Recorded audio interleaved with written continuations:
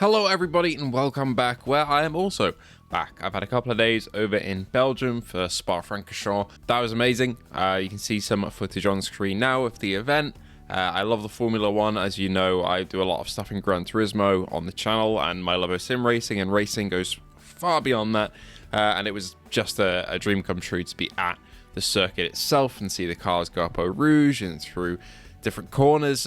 But anyway, that was great. I'm back now though. If you'd like to see the short video that I made from my Brussels and Spa trip, that'll be down in the description below. But today we're back for some PSVR2 news. Now, there isn't too much that's happened while I've been gone, to be honest, and usually that'd be a good thing because I haven't really missed out on much. But it means there aren't that many things to cover when I'm back. But there are a couple of things I want to touch on today and spend a bit more time than usual going through in terms of what they mean and their implications. Now, before we get into it, only 25% of you are subs to the channel, so please feel free to do so, and thank you to our patrons and members who are all on screen right now.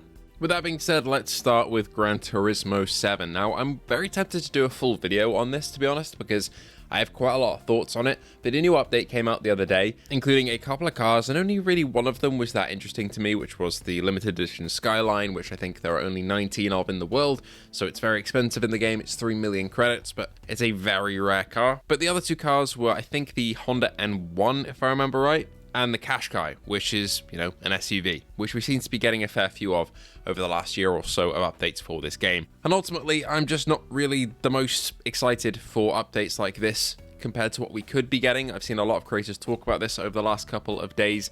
GT7 is a racing game, but it's also a car collecting game, and that unfortunately comes with a compromise that we're not going to be getting actual GT3 cars that are new most of the time, or Group 1 or Group 2.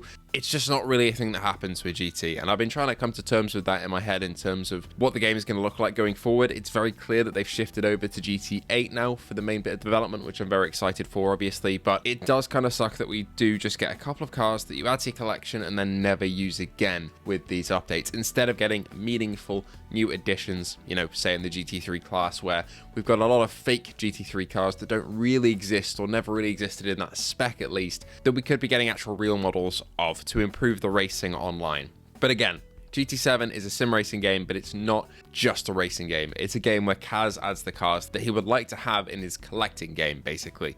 And that is why we see updates like this. And I understand that it takes a lot more money and effort and time to scan cars in compared to older GT games, because the level of fidelity is so high, which makes me even more confused when we have releases like this where, you know, we get a Qashqai instead of a new Group 2 or Group 1 car to actually add something meaningful to the online sandbox. But again, the game has had a free update every single month with 3+ new cars for the last how many years since it came out, and it's clear they're focusing on the next entry at this point, so I'm still happy that this one has come out. I will be jumping in and trying out the Skyline at some point. Unsure whether that video will be dedicated to looking at the update in the normal style that we do, or whether I'll break down the sandbox and car list of GT a bit, and how frustrated it has become as a person who enjoys the sim racing space and is looking at other options as opposed to GT for online racing that feels more modern and up to date. But I'll cover it at some point probably, but that update is now out there, so there you go. We had an announcement for the next VR game showcase, which I always really enjoy. This one is on the 12th, so in about 2 weeks or so. Essentially, a VR game showcase is the go-to place to see VR announcements nowadays. I'm fairly sure I will be streaming the VR Games Showcase. I don't know whether it will be here or on Without Parole, but they've already announced a bunch of stuff that's actually going to be there, including Reach, which is by Dreams, their new AAA game from the Elevation studio, Forefront, which is the Battlefield VR game, Glassbreakers, Champions of Moss, which is the PvP Moss game. Flat to VR Studios are also going to be there, I assume, with RoboQuest out of sight on PSVR2 maybe, an update on Postal 2 perhaps, and a couple of other games. And a couple of hours ago, as of recording, they also announced that a new reveal for Aces of Thunder will be there, which I'm very excited to see. Now, this new reveal could be a release date, it could be an update on the flat version of the game, although it would be a bit confusing to see that here, because, you know, this is the VR game showcase, or it could be a Quest port at some point. We'll have to wait and see. And they've got a couple of other announcements packed in there as well. But overall, this is looking to be the best showcase yet, and I'm really excited to see what these guys have cooked up. I also just wanted to go over quickly Ace Combat as well, because this is a game that has been hyped up for a very long time. The brand new Ace Combat, assuming to be Ace Combat 8.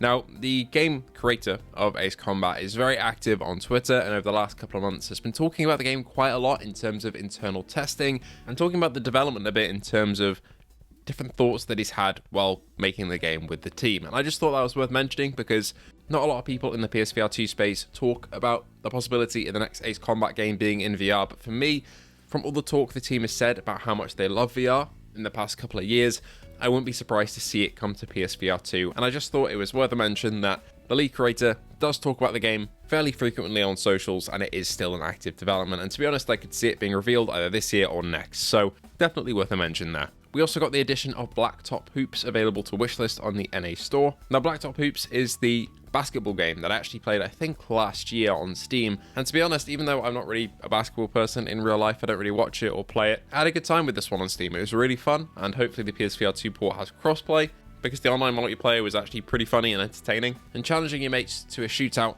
in a basketball VR game is something that we don't really have access to at the moment, so I could definitely see that coming out this year for PSVR2. Okay, well, that'll be all for today. Thank you so much for joining me. Bit more of a quiet PSVR2 news day, but still a couple of things worth mentioning there. I also believe there was a Ghost of Tabor update, but I don't know if it's on PSVR2 just yet.